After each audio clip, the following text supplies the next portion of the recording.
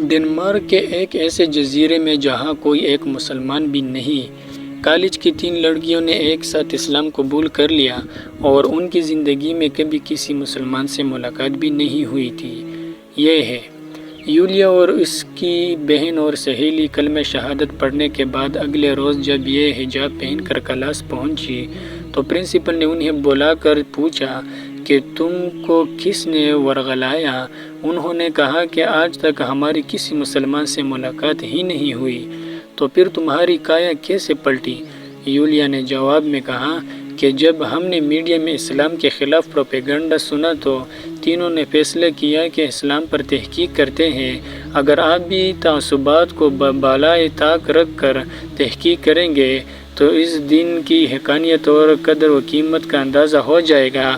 یہ سن کر پرنسپل صاحب خاموش ہو گئے۔ یولیا کی عمر 20 برس ہے۔ ان کا کہنا ہے کہ میری بہن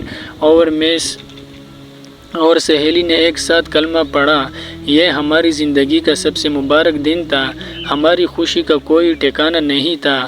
کلمہ پڑھ کر ہمیں روحانی طمانینت اور سکون ملا، ایسے الفاظ میں بیان نہیں کر سکتی۔ اب تک کسی عالم دین تو دور کی بات، عام مسلمان سے بھی ہماری ملاقات نہیں ہوئی تھی۔ حق کو تلاش کرنے والے کو اللہ ہدایت دیتا ہے۔